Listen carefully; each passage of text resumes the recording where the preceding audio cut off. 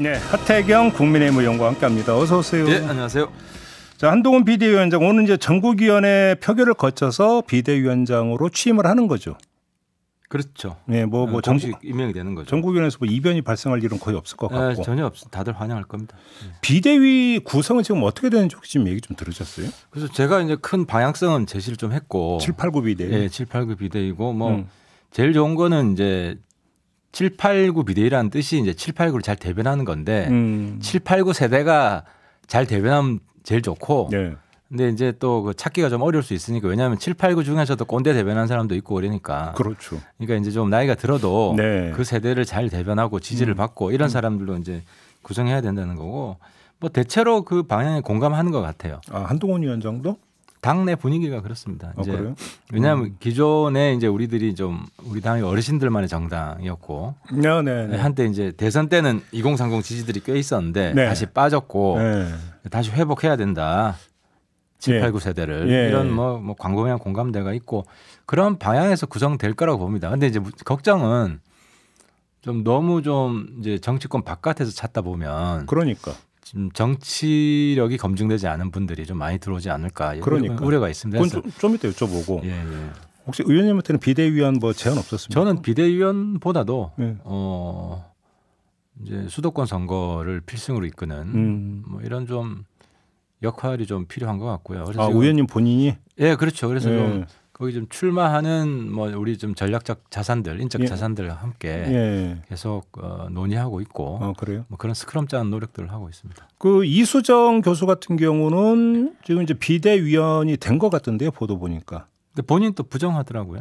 아, 그런가요? 예. 아니 뭐 시키는 대로 하기로 했다 이렇게 뭐 언론 인터뷰에서 그렇게 이야기를 하던데. 그러니까 최종 봐야죠. 뭐. 아, 그럼 안 될 수도 있다고 보세요? 그 잘 모르겠어요. 뭐 발표되기 전까지는. 확정이 된 게 아니었어요, 그러면? 보도는 거의 뭐 확정인 걸로 지금 나와가지고. 예, 뭐 발표가 돼야죠. 근데 지금 조금 전에 의원님이 말씀하셨어요. 한동훈 비대위원장도 정치 경험이 없고. 예. 근데 만약에 그 원외에서 이제 정치와 무관했던 분들 중심으로 비대위를 꾸려버리면 당 최고 지도부인데 당 운영을 제대로 할 수 있겠느냐는 문제가 제기되잖아요. 그래서 사실 관심사가 당연직으로 들어가는 사람 말고 의원이 이제 포함이 되느냐 마느냐 사실 관심사고 누가 되느냐가 또 관심사 아니겠습니까? 근데 사실 뭐 의원이 없어도 되긴 합니다. 왜냐하면 원내대표하고 정책위 의장이 당연직 비대위원으로 들어가거든요. 예, 뭐 그 두 명이 당연직이죠. 그 두 분이 이제 현역 의원이기 때문에 들어가긴 한데 또 그 두 분은 이제 원내일로 바쁘기 때문에 그러니까 현역 의원이 뭐 한두 사람 있는 게 저는 좋다고 봅니다. 근데 뭐 반드시 있어야 되는 건 아니다. 그러면 만약에 그 당연직 빼고 외부에 더 좋은 사람이 있다면 그러니까 참신한 것도 굉장히 중요하거든요. 새로운 인물 이런 요구가 있기 때문에 새로운 인물이면서 뭐 어느 정도 또 정무적 감이 예를 들어 종편에 나오는 분들이 되게 많이 있잖아요. 예, 이제 그런 분들 중에 출마 아직 안 하고 신인 분들도 있거든요. 거기서도 좀 좋은 인재들이 있더라고요. 그래요? 예, 뭐 이름을 거명하기 그렇지만 뭐 거기서 그런 분들은 모셔도 충분히 정치력이 뭐 어쨌든 언론을 통해서 검증된 분들이기 때문에 누굴 염두에 두고 이런 말씀하실까? 근데 이제 보수 쪽 나오는 패널들 보면요 괜찮은 분들 전 꽤 알겠습니다. 보고 있습니다. 네, 누군지는 뭐 굳이 안 여쭤보고 아무튼 근데 당연직 빼고 현역 의원이 만약에 비대위원으로 합류를 한다면 그 현역 위원의 위상은 갑자기 확 올라간다고 봐도 되는 거겠죠? 아무래도. 네, 뭐 최고위원 중에서도 현역 의원 뭐 있어 왔잖아요. 그렇죠. 근데 이제 총선을 앞두고 있기 때문에 중요한 역할을 하게 되겠죠.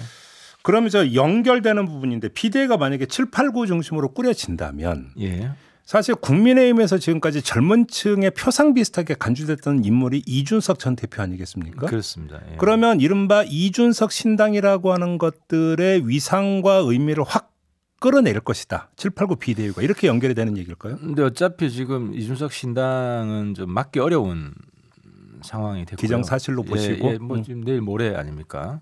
그렇죠. 내일 27일. 27 내일인가요?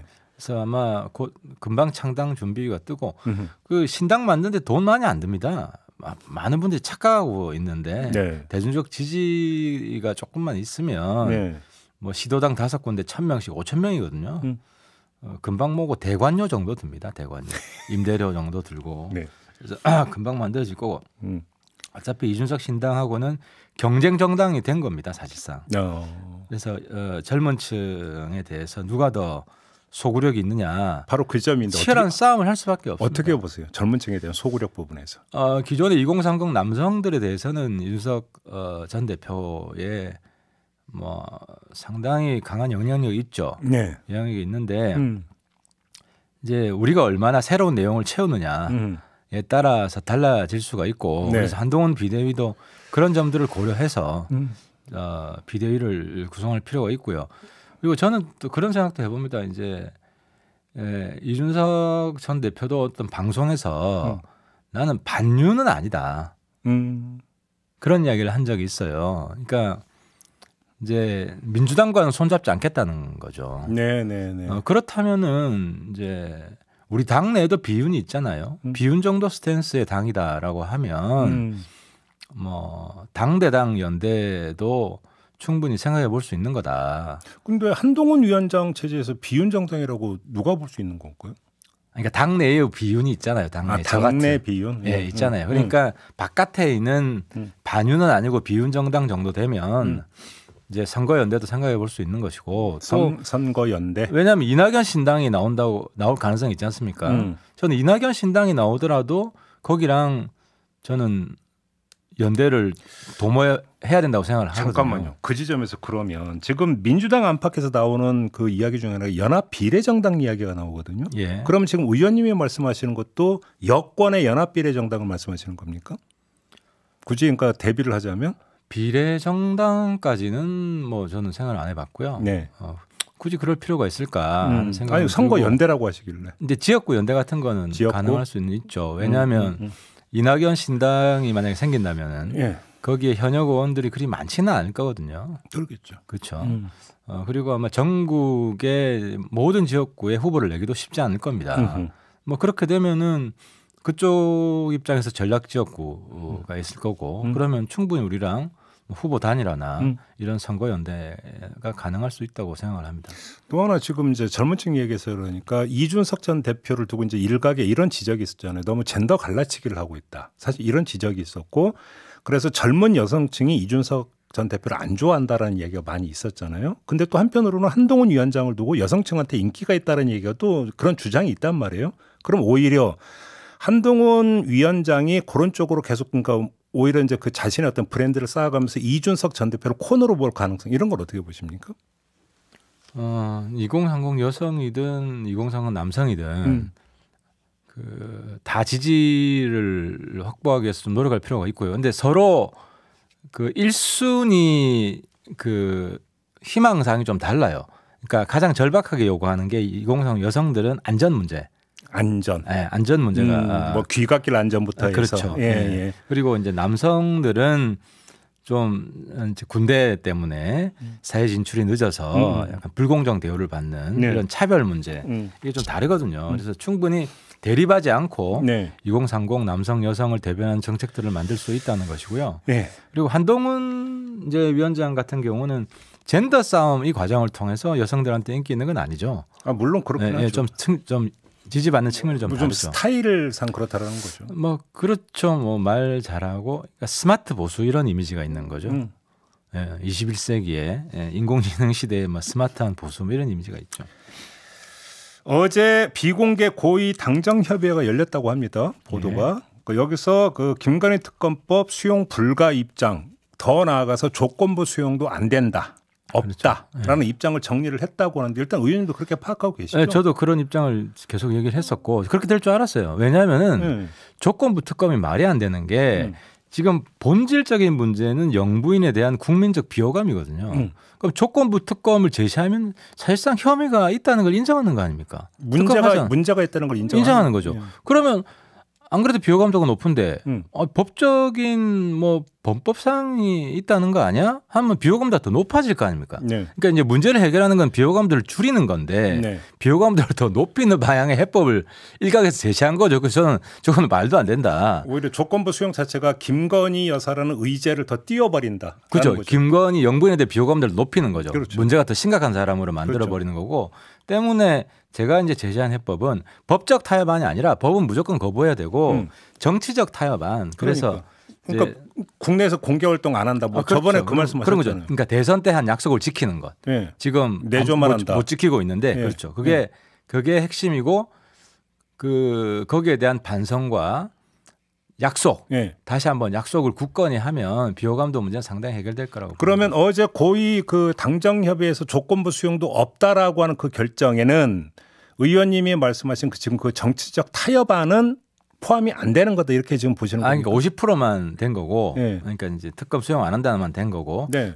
그러면 영부인에 대한 비호감도를 줄이기 위한 대안에 대해서는 논의가 안 된 거죠. 그건 아마 물밑에서 이야기를 전 하고 있을 거라고 봅니다. 아, 검토하고 있을 거라고 보세요? 그러니까 어떤 안이 나올지는 모르겠는데, 예. 뭐 저도 공개적으로 제안을 했기 때문에 예. 당에서도 알고 있고. 혹시 그렇게 공개적으로 발언하신다면 혹시 좀 그 반응 좀 들어왔습니까? 아니 반응 온 건 없어요. 없어요? 고민이 깊겠죠.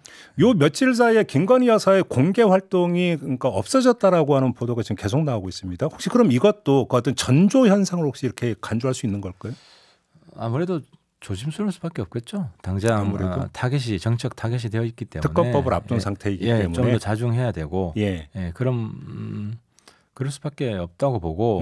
근데 이제 비호감도를 다른 방법으로 낮추지 못하면 제가 볼 때 이 방법은 최후의 아닌데 최후의 카드를 써야 되는 상황이 올 수도 있다라고 생각합니다. 이 방법이라는 게 조금 전에 제가 말씀드린 조금 전에 그러니까 대선 때 했던 약속 지키는 그런 그렇죠. 거 내조만 한다 뭐 이런 거 그게 최후의 아니다. 그렇게 그 정리라고. 그러면 지금 뭐 일각에서 나온다라는 특별감찰관 임명이나 제2부속실 설치 방안은 어떻게 평가하세요? 이거 당연히 해야죠. 당연히 해야 되는데 이제 안 되는 이유가 문재인 정부 때부터 안 됐는데 특별감찰관은 국회에서 합의가 안 됐어요. 감찰관을 국회에서 합의를 해야 되거든요. 합의 추천을 해야 되는데 그래서 현실성이 얼마나 있을까.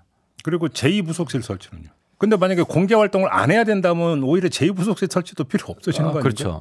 제2부속실 설치는 활동을 많이 하는 걸 보좌하는 기구니까. 그러니까요. 그거보다는 민정수석실이 필요하죠.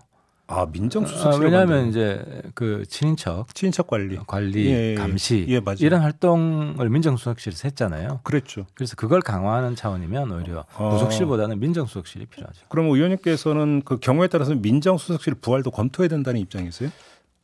대통령이 그건 절대로 안 하겠다고 했기 때문에 그 기능, 그 기능을 강화하는 만약에 국회에서 합의 추진이 안 될 경우 특별감찰관 대통령실 내에서 용산에서 스스로 만드는 건 검토를 해봐야 됩니다. 아마 이제 그 전에 대통령 친인척 관리가 민정비서관인가 여기서 했었죠. 그렇습니다. 그러면 이제 그 비서관 정도는 둘 수 있는 거 아니냐? 그렇죠. 그렇게. 비대위 말고 지금 또 하나 이제 관심사가 되는 게 공천관리위원회 위원장이거든요. 어떤 사람이 돼야 된다고 생각하세요? 그래서 이제 제일 중요한 요건 일단 검사는 안 되고요. 검사 출신 안 돼. 왜 안 됩니까? 아니 비대위원장도 검사인데 공관위원장까지 검사 출신이 되면 그럼 법률가로 범위를 넓히면 가급적 아무튼 법조계는 안 했으면 좋겠어요. 아, 그래요? 법조계 출신은 안 했으면 좋겠고. 무슨 뜻인지 알겠고. 외부에서 지금 맡아야 된다고 보세요. 그리고 이제 좀 혁신 이미지가 강한 분이 좋을 것 같고 특히 인요한 혁신위에서 제시했던 그 혁신 공천에 대한 혁신안들이 쭉 있거든요. 그걸 잘 수용하는 분. 그중에 핵심이 뭐냐면 용산 출신, 검사 출신은 전략공천 없다는 거예요. 그렇게 1000명을 해야 된다? 인요한 혁신위에서 그걸 제안을 했고 공관위가 꾸려지자마자 그건 받는 그건 기본으로 받을 수 있는 이런 공관위원장이 됐습니다. 용산 출신과 검사 출신은 하고 싶으면 경선 거쳐라. 무조건 다. 그렇습니다. 전략공천 없다. 제로. 누가 되든지 오히려 그게 핵심이다. 위원장이 누가 되든지 간에. 그렇죠. 인요한 공관위원장 가능성은 제로라고 보십니까? 저는 강력 추천을 합니다. 왜냐하면 혁신 공천안을 스스로 냈고, 그래서 그분이 되면 잘 실천할 거라는 믿음을 줄 겁니다. 근데 이제 자꾸 모함을 본인이 공관위원장 되겠다고 자청한 사람이다. 그때는 어쨌든 자기가 어떤 자리 욕심 있어서 한 게 아니라 이제 혁신이 안을 받아들이는 압박 차원에서 한 거다. 그래서 자리 욕심 있는 사람 주면 안 된다. 이런 공격은 좀 심한 것 같아요. 과한 것 같습니다. 지금 어제 이제 그 논란거리로 부상한 정신교육 교재 있잖아요. 장병들 대상으로 한. 이건 어떻게 평가하세요? 그러니까 이제 군하고 민간하고 좀 다릅니다. 이제 민간에서는 표현의 자유, 사상의 자유가 보장이 되지만 군에서는 그러면 안 됩니다. 아니 그러니까 내부 위협 세력 규정한 거로 돼요. 그러니까 비슷한 맥락인데 예를 들어서 친북 북한에서 낸 책들 있잖아요. 민간에서는 뭐 볼 수 있는 거 아닙니까? 근데 군에서 그렇게 허용하면 안 되잖아요. 지금도 그거 국가보안법상 못 보게 돼 있지 않습니까? 아니, 법으로는 그런데 실제로 소지 탐독죄. 사실상 처벌을 안 받고 있습니다. 예. 어떤 조직과 연결돼 있지 않으면. 그래서 상명하복 조직이기 때문에 네. 이제 북한에 대해서 뭐 찬양하는 발언을 군에서 하면 처벌해야 됩니다. 군의 특성상. 네. 그래서 그리고 또 한 가지는 안보이기 때문에 대외 북한을 적으로 명확히 규정해야 되고 또 군 내 간첩이 있습니다. 얼마 전에도 해군에 친북책 뿌리고 뭐 중국 화장실에다 뭐 했다. 네, 그리고 또 중국에 있는 사람한테 아마 간첩 활동을 한 건데 그 뱅가 잠수함의 위치를 알려줬어요. 그러니까 이런 활동을 하는 사람이 있기 때문에 우리 내부에 이제 반국가 세력이 있다는 것을 군인들은 그런 생각을 당연히 해야 되죠. 그러니까 이제 문제는 역시 군인을 대상하는 게 아니라 내부 위협 세력을 규정하면서 뭐 침묵하고 뭐 추종하는 뭐 이렇게 이야기를 하니까 이게 논란거리가 됐어요. 논란거리가 안 된다는 거죠. 군인에 대해서는 그걸 강조해야 되는 것이고, 그러니까 군 내에서도 간첩 또 북한에 대해서는 찬양. 그러니까 그럼 의원님의 해석은 여기서 내부라고 하는 게 군 내부를 뜻하는 거다 이렇게 말씀하시는 겁니까? 그렇죠. 그러니까 우리 한국 사회 내부가 아니라. 근데 예를 들어 이제 제가 교재를 보니까 이제 북한의 지하당 조직 반국가 단체로 인정된 것만 거명이 돼 있더라고요. 그 사람들이 군에 침투를 하거든요. 알겠습니다. 예. 마무리를 해야 될 것 같고요. 오늘은 좀 특별히 잠깐 알림 말씀 하나 좀 드려야 될 것 같습니다. 지금까지 매주 화요일에 레드 캠프, 매주 목요일에 블루 캠프를 운영을 했는데 저희가 이제 다음 주 1월부터 약간 좀 부분 개편을 내면서 일단 이 두 개의 캠프는 막을 내리고요. 의원님은 이제 현안이 있을 때마다 모셔서 인터뷰를 하는 걸로 이렇게 좀 하도록 하겠습니다. 제가 서울 출마하기 때문에 자주 나올 수 있을 것 같습니다. 자주 불러달라는 말씀으로 이해를 하고 그동안 고생하셨다는 말씀도 함께 드리고요. 오늘 인터뷰는 마무리하도록 하겠습니다. 고맙습니다. 수고하셨습니다. 국민의힘의 하태경 의원과 함께했습니다.